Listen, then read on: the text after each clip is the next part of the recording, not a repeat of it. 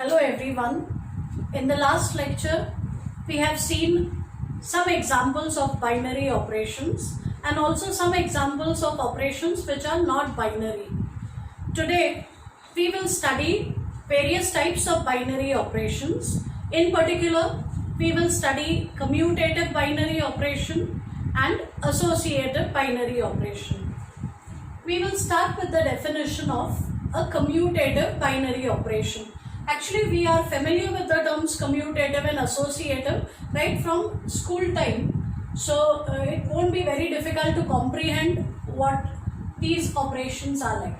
So, for a commutative binary operation, we have a binary operation on a non-empty set S, and if it so happens that A star B is equal to B star A for all elements of the set, then the operation is said to be commutative. So for all elements in the set, whether I compute A star B or B star A, if I always get the same element, then the operation is commutative. So for commutative, it should be possible to change the order when you are computing the operation on the two elements. It should be possible to change the order, and this property should be true for all elements of S. Once again, if you wish to prove that it is not commutative, all you need is to be able to find two specific elements of S for which this property does not work. So in order to prove that star is not a commutative binary operation, you will have to find two specific elements A and B in S for which A star B is not equal to B star A.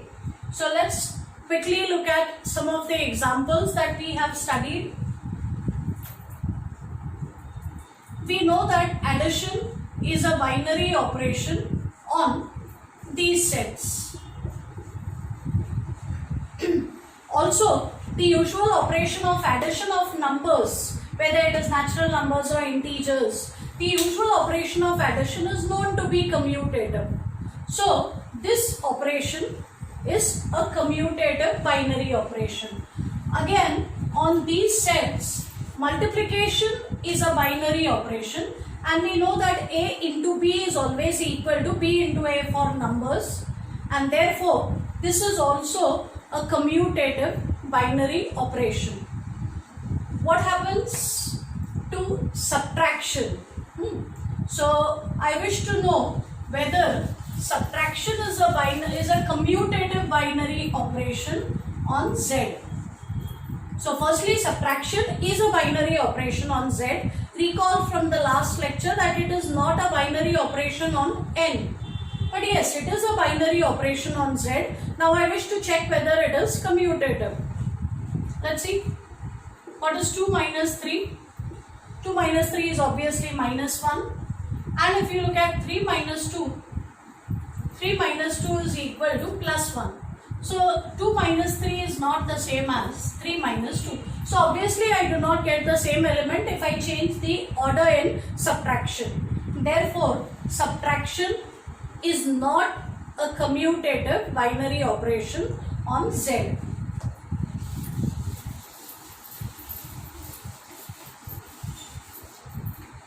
Then, if you look at the operation of matrix addition, we know that matrix addition is commutative. So this is a commutative binary operation on this set. Think about what happens for matrix multiplication. Yes, for matrix multiplication, we know that in general multiplication of matrices is not commutative. So this is not a commutative binary operation on the set of square matrices. It can be proved that both the operations of addition modulo n as well as multiplication modulo n are commutative binary operations on Zn. So if I were to verify for addition modulo n, it will be, look at A bar, addition modulo n B bar. Remember the definition, you take A and B, they are integers, add them by using the usual operation of addition of integers and then take its equivalence class. But remember, we are first adding two integers a and b and then taking its equivalence class. So whatever is this sum a plus b, the same I will get if I do b plus a, and therefore this is the same as b bar addition modulo n a bar. So addition modulo n is a commutative binary operation. Similarly, one can prove that multiplication modulo n is a commutative binary operation on Zn. Let's look at the same operations for associativity now. So firstly, let's look at the definition of an associative binary operation. If star is a binary operation on a non-empty set S, and it so happens that A star bracket B star C is bracket A star B star C, and again this property is true for all elements in the set, then this operation is said to be associative. So for associative property, we need to prove that this equation is satisfied for all triples of elements from S. In other words, you should be able to shift the brackets, keep the same order, but you should be able to shift the brackets, and if it is possible for all elements of S, then it is associative. Again, if you wish to prove that it is not associative, all that you need is to find three specific elements of S for which this property is not satisfied. So let's look at the examples of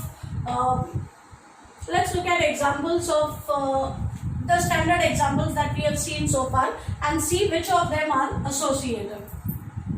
So if we look at addition, on the sets of numbers, then addition is an associative binary operation, because whether I add B to C first and then add it to A, or I add A to B first and then add C to it, I will still get the same sum. So addition on all those sets of numbers is an associative binary operation. Same is the story for multiplication of numbers.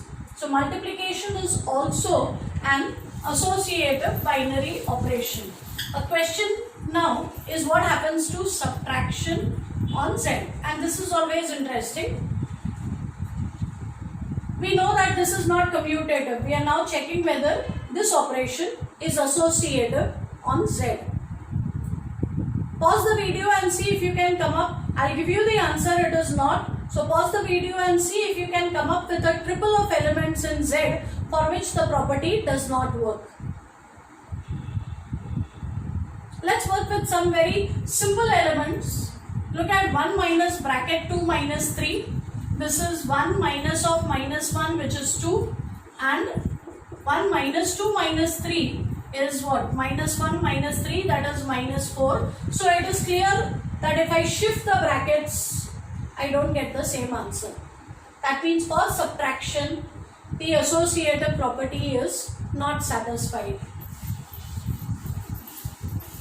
Then on the set of matrices, we are aware from whatever we have learned in the 11th or 12th standard, matrix addition as well as matrix multiplication are both associative operations. So we use that knowledge to state over here that matrix addition as well as matrix multiplication are associative binary operations.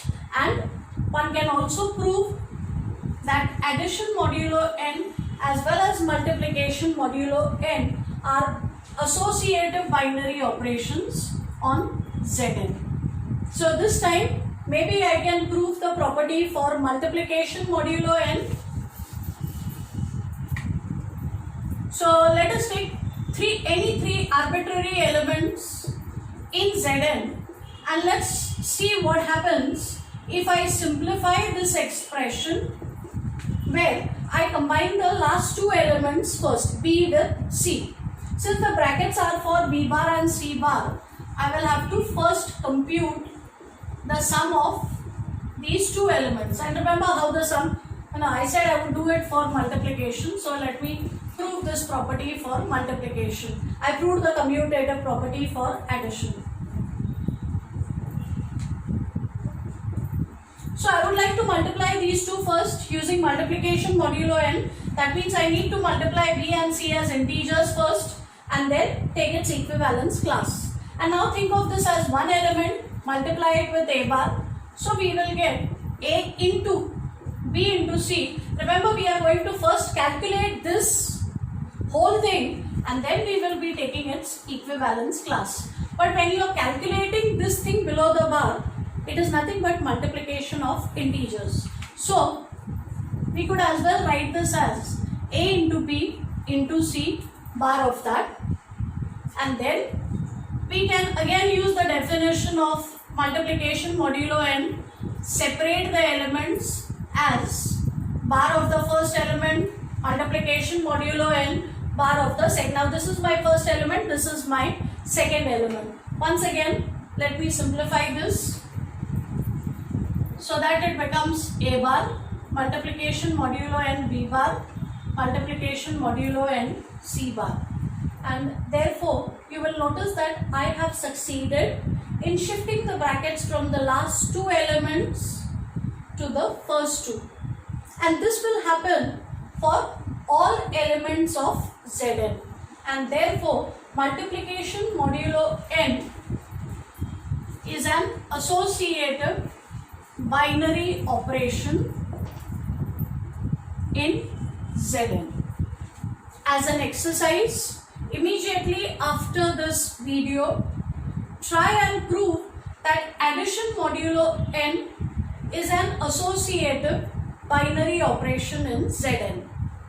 In the next lecture, we will look at some examples of slightly non-standard operations, and we will check whether, here we looked at all the usual operations that we have studied, and in the next lecture we look at two such examples and we will determine whether they are associative, whether they are commutative, whether they are associative, and then we will see how to check the properties of a binary operation on a finite set. That will be all for now. Thank you.